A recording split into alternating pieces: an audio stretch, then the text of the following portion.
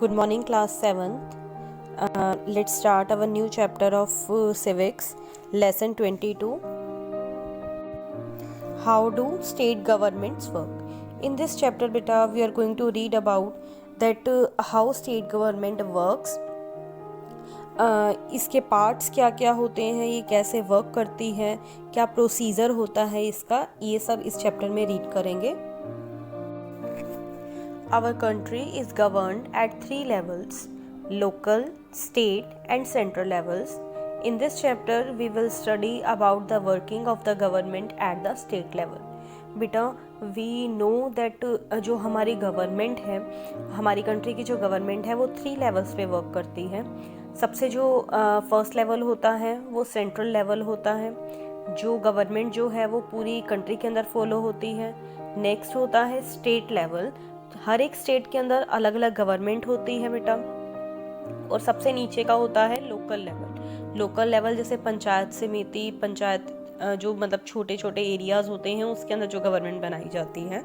इसके अंदर इस चैप्टर में we are going to read about the government at the state level. Our constitution describes India as a union of states. It has 28 states and 9 union territories. The government formed in each state is known as the state government. हमें पता ही है बेटा, जैसे India जो है इसके अंदर 28 states हैं और 9 यूनियन टेरिटरीज हैं और हर एक स्टेट की अपनी एक अलग गवर्नमेंट है. What is federalism? Federalism is a system of government in which power is divided between a central authority and various constituent units of the country.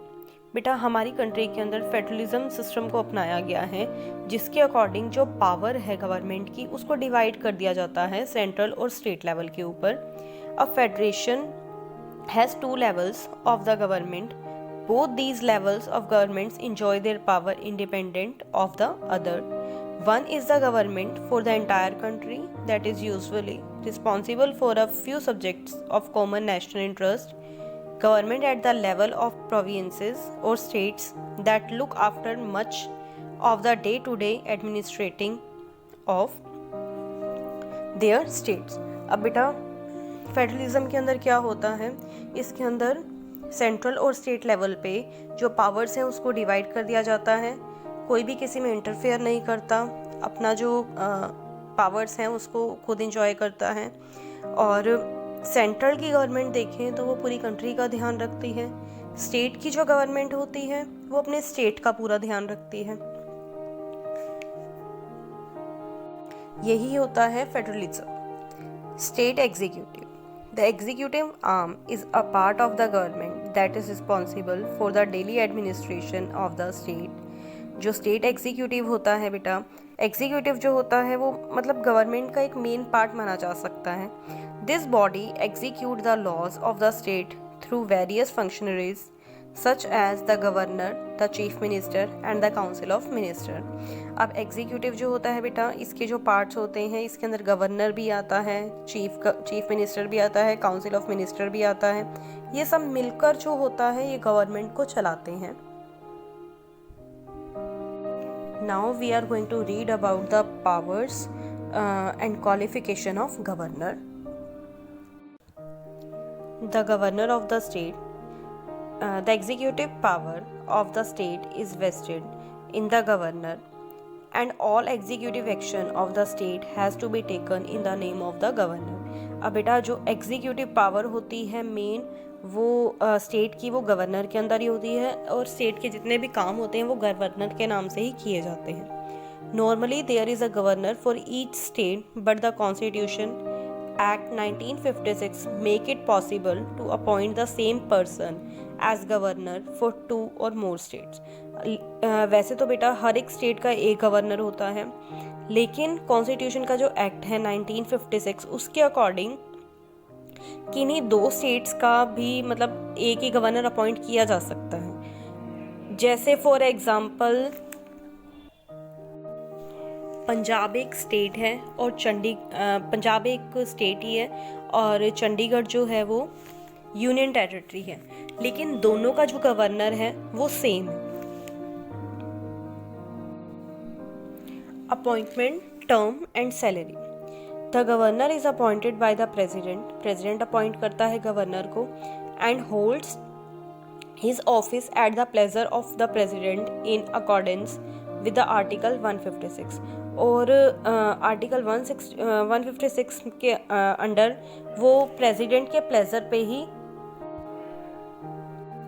यानी जब तक प्रेसिडेंट चाहे वो अपने गवर्नर जो है वो अपने सीट पर बना रह सकता है। Any citizen of 35 years of age, कोई भी सिटीजन जिसकी एज 35 हो एंड अबव और इससे ज़्यादा हो, इज़ एलिजिबल है वो गवर्नर बनने के, but he must not hold any other office of profit, लेकिन वो गवर्नमेंट मतलब किसी और गवर्नमेंट सर्विस में नहीं होना चाहिए। Nor be a member of parliament, ना किसी पार्लियामेंट का मेंबर होना चाहिए, और स्टेट लेजिस्लेचर, ना ही किसी स्टेट लेजिस्लेचर का मेंबर होना चाहिए।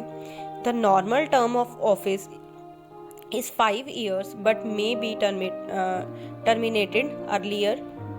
वैसे तो 5 years तक इसका जो अपॉइंट किया जाता है वो 5 years तक किया जाता है उसका गवर्नर को अपॉइंट, लेकिन उसको टाइम से पहले भी हटाया जा सकता है। रीज़न ये होने चाहिए, first is dismiss by the president, या तो उसको प्रेसिडेंट ने निकाल दिया हो, और resignation address to the president, या फिर उसने खुद प्रेसिडेंट को रेजिग्नेशन दे दी अपना। A governor gets monthly emoluments of ₹3,50,000, उसको हर महीने बेटा 3.5 लाख जो सैलरी है वो मिलती है। Together with the use of official residence, official रहने के लिए भी उसको मतलब ऑफिशियल रेजिडेंस दिया जाता है, घर दिया जाता है। फ्री ऑफ रेंट, उसका कोई रेंट नहीं लिया जाता। And also certain allowances and privileges, और बहुत सारी मतलब सुविधाएं उसको दी जाती हैं। The emoluments charge to the consolidated fund of India, India का जो फंड होता है, आपातकालीन फंड जो रखा जाता है, उससे उसको चार्ज किया जाता है, सैलरी दी जाती है। When a governor is appointed as governor of 2 और मोर स्टेट्स, अगर एक गवर्नर को 2 या 2 से ज़्यादा स्टेट्स के लिए अपॉइंट किया जाता है, the emoluments payable to the governor shall be allocated among the states in such provisions as the president may order। Governor को एक से ज़्यादा स्टेट्स के लिए अपॉइंट किया जाता है तो उसकी सैलरी क्या होगी उस अकॉर्डिंग वो प्रेसिडेंट डिसाइड करता है।